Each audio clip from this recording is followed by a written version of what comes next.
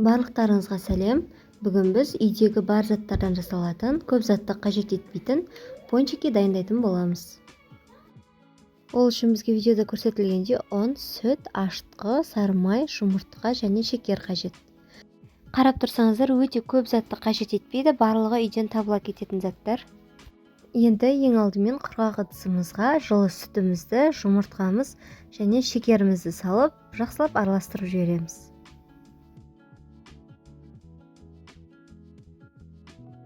Кейін бөлме температурасындағы еріп тұрған сары майымызды да қосып араластырып жібереміз.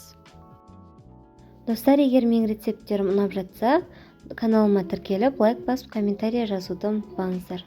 Қазақ тілді каналдың дамуына атсалысайық.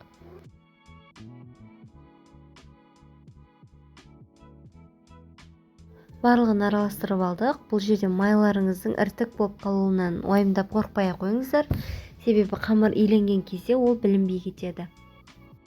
Енді ұнымызға 1 шай қасық ашытқы салып араластырып жібереміз. Кейін сұйық массамызға тез ашу үшін 1 шай қасық қосып жіберсеңіздер болады. Ұнымызды бірнеше бөліктерге бөліп қоса отырып, жұмсақ етіп қамыр илеп шығамыз.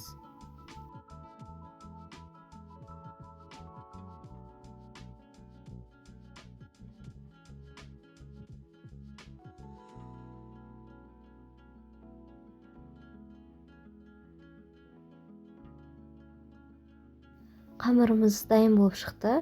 Енді осы қамырымыздың бетін жауып, жылы жерге көтерілгенше қойып қоясыздар. Керекті массалықтардан қанша граммда қосылу керектігін астыңғы описание бөлімінен көрсеңіздер болады.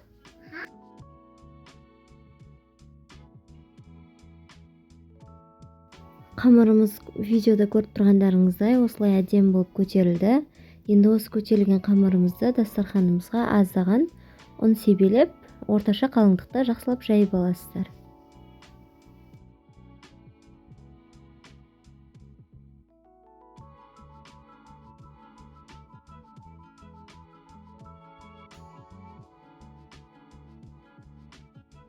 Қамырларыңызды жайып алғаннан кейін осындай домалақ етіп кесіп шығасыздар. Бұндай домалақ форма болмаса, кесенің көмегімен де домалақтап кесіп шықсаңыздар болады.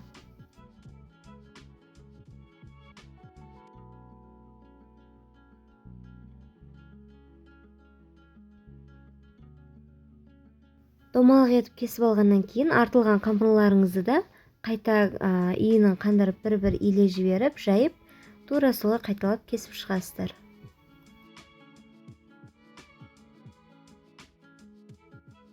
Енді пончиктарыңыздың ортасын домалақ етіп кесіп алу үшін мен Happy Pie торттың насаткасын қолдандым, кішкентай жағын. Сіздер де солай жасасаңыздар болады.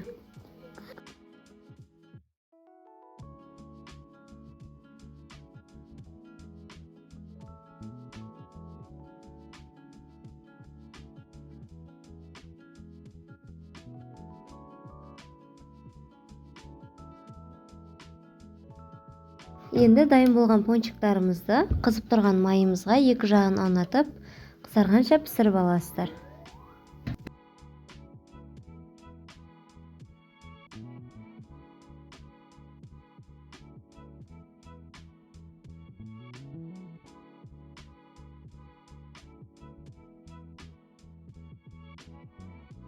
Пончиктарымыз дайын болып шықты. Негізі бетіне шоколад ерітіп құйсаңыздар әдемі болады. Бірақ менің үйде балаларым болғандықтан тістері ауырады деп шоколад қоспадым. Оның орнына сахарный пудра септім. Бірақ сонда дәмі өте дәмді болып шығады. Міндетті түрде жасап көріңіздер.